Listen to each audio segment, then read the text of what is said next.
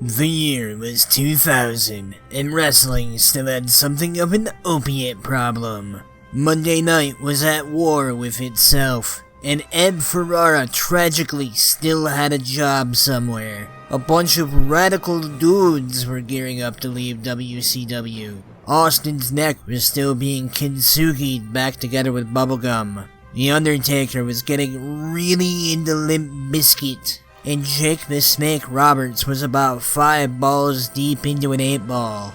What a perfect time period for me to throw my hands up and let the impulsive thoughts take over. Things started off simple enough. I, Hank Hill, was going to take over the WWF, while also playing as Paul Heyman running ECW so I would have control over what was happening in my developmental league.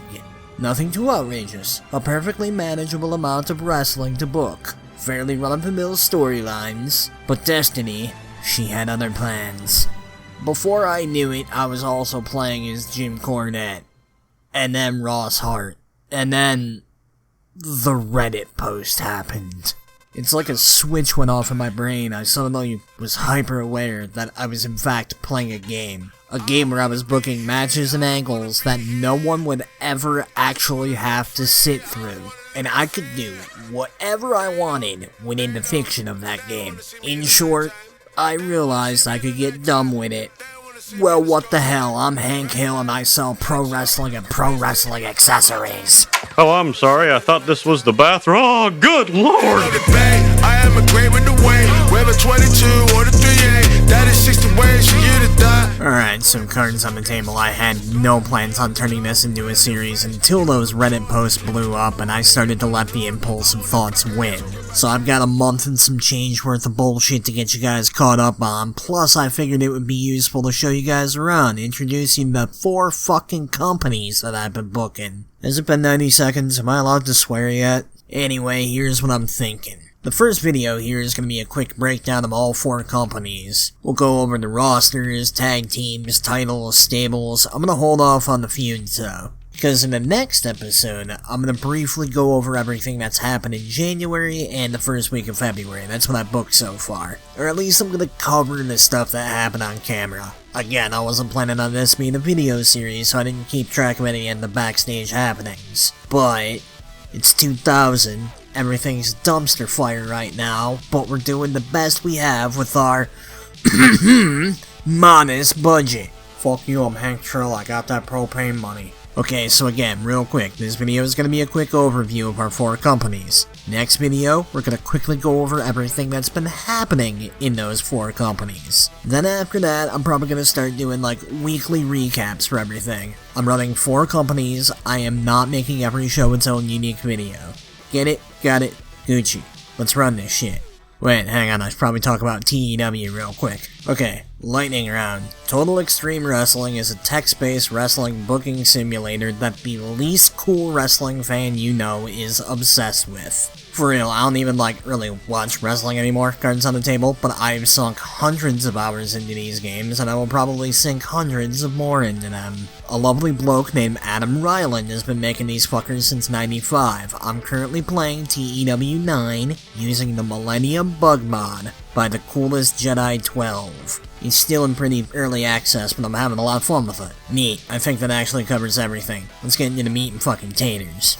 Kicking things off, we got Big Hank in the WWF. I mean, it's the WWF in the year 2000. Things are hot and things can only get hotter. Triple H and Stephanie McMahon are in the middle of their reign of terror, with other McMahons bumming around mucking things up for everyone else. Austin's hurt, Taker's hurt. Rest of the main event scene looks something like this. Mid-card's got some real gems, with folks like Jericho, Angle, Too Cool, and the DX guys. Plus we got guys like Benoit, Guerrero, and Funk who came in very recently. There's a who's who of guys in the lower mid-card that I'm really excited to put the shine on. About the usual guys you'd expect to see in 2000, plus, again, we picked up some hot new names in Douglas, Malenko, Sabu, Regal, the Eliminators, plus Taz just debuted for us. And we've got all these fancy jobbers here. Yeah, they're jobbers. Hopefully a few of them won't be for very long. Our women's division is a fucking joke, but it's the year 2000. I've got a lot of elbow grease I gotta put into that division before it's anything close to respectable. So far I haven't done anything too ridiculous with the tag teams, though I have been trying to pair random lower mid-carders together just to see if anyone clicks. Now in the stables, I've started to do a little bit of dicking around. DX and Too Cool, they're the exact same. Mean Street Posse just has Shane McMahon officially leading them. The first new group I've got here is Locomotive Entertainment. Look, there's no two ways about it, they're a porno studio. Actor, director, cameraman, boss man's there for security because fuck it, I wanted to have one save where I didn't just turn Ray into a glorified mall cop. At least this way he'll get to see some huevos. Our other new faction are the Radicals, which include its 4 IRL members, plus William Regal, Shane Douglas, and John Cronus thrown in there so we can reform the Eliminators. These guys are the cornerstone of my booking plans, but I'm hoping that by the end of the year at least 3 of these guys are going to be in the upper mid to main event scene. I haven't added any titles. I did rename a few, and I've already had a couple of titles change hands, so right, we've got Val Venus with the European title right now, Shane Douglas, who's just beat the big boss man for the hardcore title. We'll get into the weeds with the specifics around that and any other title changes in the next episode. The first day that we had Dean Malenko available, he ended the 443 junior heavyweight title reign of Gilbert. Oh yeah, I renamed it the junior heavyweight title because fuck it, it's my save and I like the sound of junior heavyweight more than light heavyweight. I had Tori beat the Cat for the women's title because, like, to hell with it, Tori's actually in a storyline, and right now my women's division consists of maybe 6 women, a stack of Playboy magazines, and a half-eaten string cheese. New Age Outlaws are the tag team champs. IC title is currently vacant because I wanted to wait for the Radicals to show up to have a tournament for the title. I sure do love me a tournament. And then we've got the Big Show as our world champion, even though he was only a mid-carder when we started his save. We've done a little bit of work on the Big Show's image. We've also had the Royal Rumble since we've started, but that's gonna be a next episode thing. Overall, it's WWF in the year 2000, and I have a fuck squillion dollars of that propane money invested into the Fed. So, I'm basically a kid in a candy store with a blank fucking check. That said, it might be a little while until we can get properly goofy and or silly with the Fed, but trust me, we're gonna get there. I've got an entire developmental network set up in place to make sure that we get goofy and or silly with the Fed. Speaking of, yeah, I went ahead and I made Stampede, OVW, and ECW official developmental child companies. Originally, FMW was also part of that, but after I moved Hayabusa to America and realized that Onita already has his own company in his database, I realized that keeping FMW open was gonna be more of a money pit than anything useful for quite a while. And I mean, in these databases, usually either All Japan or New Japan end up going bankrupt in the first couple of years, and as previously mentioned, I've got that propane fuck you money to scoop them up when that happens. So, I shuffled around the FMW roster to make sure that no one lost their job, I shut the company down, and I bought the belts back, as well as whatever other belts I felt like buying. If any of you right now are out there muttering, "Well, that's not fair, you can't just go and give yourself a shit ton of money, that's cheating!" Yeah, you're right, I'm cheating like a motherfucker right now. I don't know what about the Hank Hill opening made you think that this was gonna be a serious show diary, but you're gonna want to lower your expectations right about now. We'll begin our tour of developmental with Paul Heyman's ECW, although I'm just now realizing that the developmental leagues probably should have been Hank's neighbors. Dale and ECW matches the energy I brought to the place. Bill booking OVW is objectively hilarious, and something about Boomhauer in charge of Stampede just feels right to me. I don't know, I can suck that dick later. Right now it's Paul Heyman's ECW, baby. I got a feeling in 6 months ECW is gonna have a really fun roster to play around with, but right now we are scraping the bottom of the barrel, and I've got plans to move a couple guys up in the next few months, so things are gonna be real fucking interesting in ECW for the time being. The main event scene right now looks about how you'd expect. The current plan is for me to move Mike Awesome and Raven up to the main roster by SummerSlam, but I've got them assigned to exclusive ECW contracts, not developmental deals, so there's was no huge rush to do that. Our mid-card roster is so thin that I had to send Road Warrior Animal down on a developmental deal just to thicken the stew a bit. You might notice that there's no Hawk.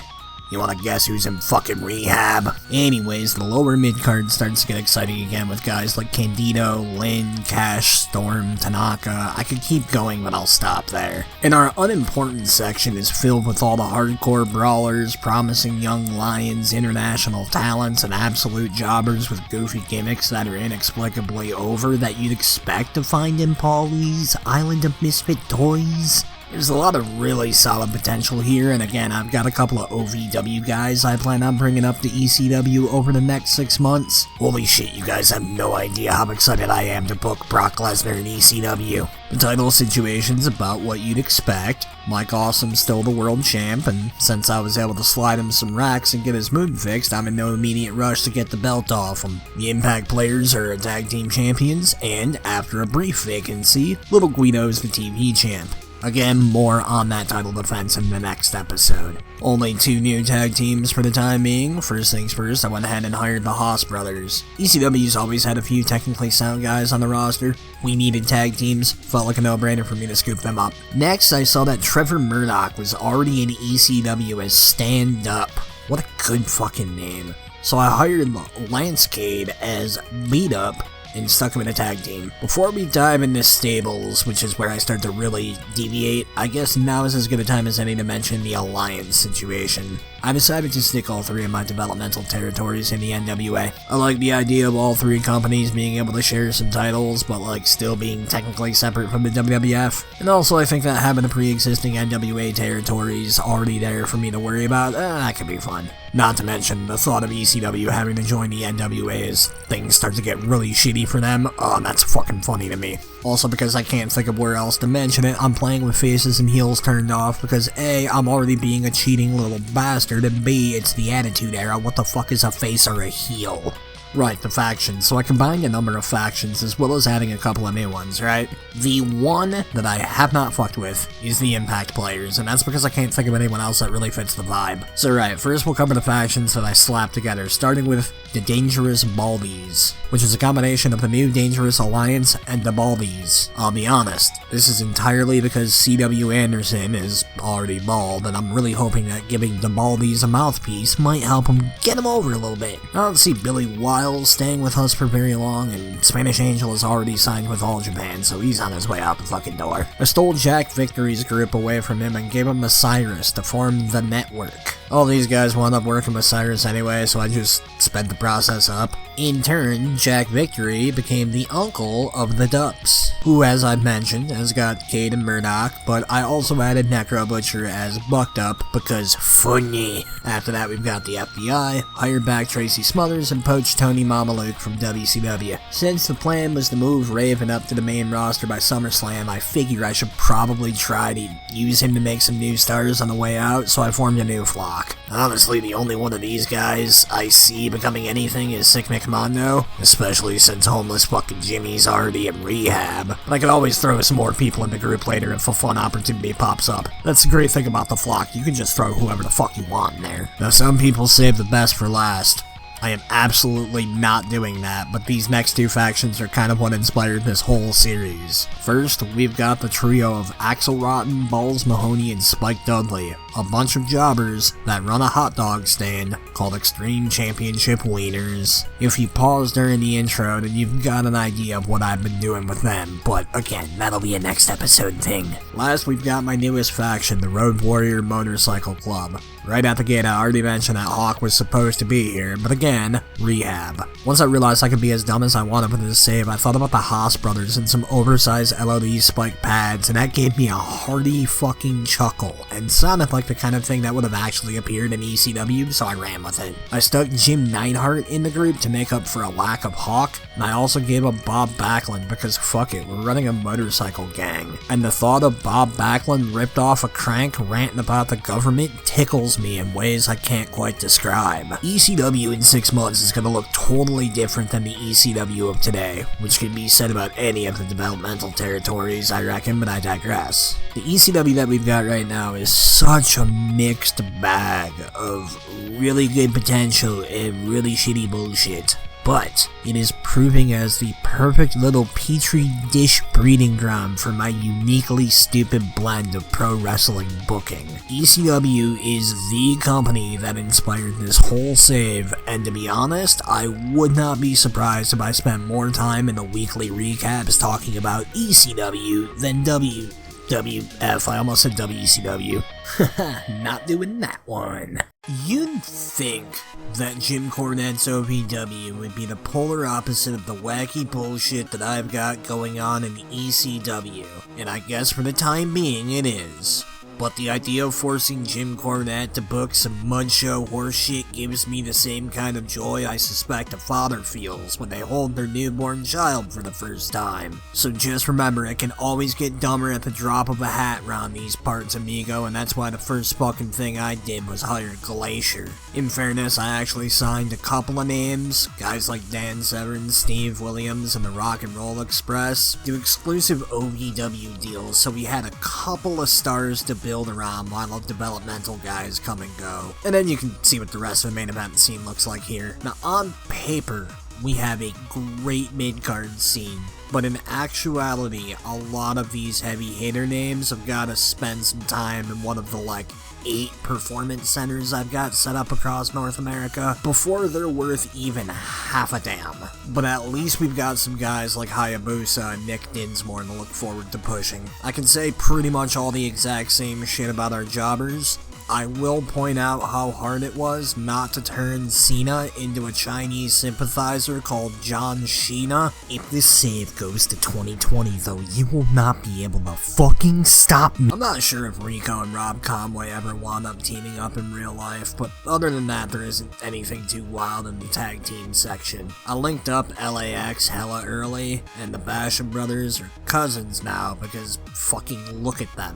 They are not brothers. The tag titles are currently vacant though. I'm hoping to be able to put together enough tag teams to be able to run a tournament. Fuck, I love me a tournament. Anyways, Ron Killings is the TV champ right now, and in a move that should surprise nobody, I've got Brock Lesnar eating fucking everyone with the OVW heavyweight title. Now tragically I don't have any stables in OVW at the moment, but that's because every time I try to hire a manager, they either get poached by someone else or they have to go to fucking rehab. Sherry. As a quick side note, I'm not going to cover managers or commentary teams or anything in this video, but if that's something that you want to see, let me know and I'll put it in the next video. What did you think? You weren't going to get a like, comment, subscribe? You're watching a fucking YouTube video, sonny. And then last but certainly not least, okay, kind of least right now, we've got Ross Hart and Stampede Wrestling. Now, I didn't plan on running Stampede at all until I decided to shut down FMW, but at that point I figured, fuck it, why not? I'm already booking 8 hours of wrestling every week before pay-per-views. What's one more company to juggle? That way I've got full control over the developmental system, who's getting pushed, who the wrestlers are teaming up with. I'll be able to book those crazy 5-year cross-promotion storylines that fucking AEW do. Who cares if it means it's gonna take fucking forever for me to make every one of these videos? I wasn't thinking about that when I decided to play Stampede. Anyway, the amount of solid talent in the developmental main event scene is typically pretty slim for us, but Stampede's really scraping the bottom of the barrel here. I had to sign Tatanka exclusive just to be sure that I had one solid-ish draw. Stampede's mid-card scene has a lot of the same issues as OVW, where a lot of the really exciting names are green as goose shit right now, but I was at least able to pad shit out with guys like Mexico's Most Wanted and the FMW refugee Tarzan Goto. The jobber scene in Stampede, perhaps more than any of my other developmental leagues, is stacked with some really good names that I'll be excited to build up. But the 4 names that really pump my nads here are Batista, Samoa Joe, Nigel McGuinness, and the American Dragon. Even with all 4 of those guys still being green as goose shit, that is a solid 4 pillars to build the first phase of Stampede's history around. Stampede also has the entirety of my women's division. The plan is, we're gonna build up a women's division, we're gonna take the best women from that division, we'll move them up to OVW, rinse and repeat, move them up to ECW, rinse and repeat, move them up to the WWF. I mean, I guess that's like overall the game plan for our developmental leagues, but especially with the women, because like we've got a bunch of dudes we can book good matches with. It's 2000. Our women's division is fucking wee hee hoo hoo funny joke. Anyway, Stampede doesn't really have any exciting tag teams. I'm currently only running monthly shows with Stampede until I can build their popularity up a bit more, and I've only ran one show with them, so I haven't had a lot of time to just randomly throw dudes together yet. We've only got the one stable, and they're basically just TNA's Team Canada, only they're Team Ontario, because why the fuck would a Team Canada exist in Stampede as a bunch of heels? Although now that I said that out loud, that does sound like some stupid shit that I book. In a move that should surprise nobody, we're still kind of building up the title scene in Stampede. Currently, the Canadian ladies and the Canadian tag team titles are both vacant. We'll be crowning champions for them over the next few months, but again, we're still workshopping teams, and I'd like to get at least a couple of women up to lower mid-card status before I introduce a belt. In the most Stampede thing that's going on right now in Stampede, TJ Wilson is the Canadian Junior Heavyweight Champion. Yes, I renamed the British Commonwealth whatever the fuck weight title. Bobby Roode, representing Team Ontario, is the Canadian Heavyweight Champion, which is our mid-card title. And then holding the Canadian North American Heavyweight Championship is the previously mentioned Tatanka. Weirdly enough, we're kind of building Stampede around Tatanka right now. I'm sure I'll have fun with that. Before we wrap things up, I haven't really fucked with the NWA titles yet, but I'll show those off right here just so y'all know where we're currently standing. I'm not showing the ladies title because that one's vacant. I'm not sure how much I'll be using the NWA ladies or North American titles. I got a couple ideas for what I could do with the tag and junior heavyweight titles, and I've got some big plans for that world title. I might introduce a trios title. I don't fucking know. So that is where things currently stand. Those are the 4 feds in my fucked up Pee-wee's Playhouse of a pro wrestling universe. Like I mentioned before, we'll be going over storylines and all the show results that I didn't catch live and all that bullshit in the next one. If you guys have any questions about the current universe, go ahead and ask them. I will try to get to them in the next video. Also, if you guys have any dumb ideas for like storylines or character ideas, go ahead and fucking pitch them if you want. I can't guarantee that I'm gonna use them, but I sure am curious what you guys are thinking. I'm gonna shut the hell up now. Remember to like, comment, subscribe. Pope Brandon Brownson signing out. Why'd I do the hand gesture? No one can see me right now. No one can see me.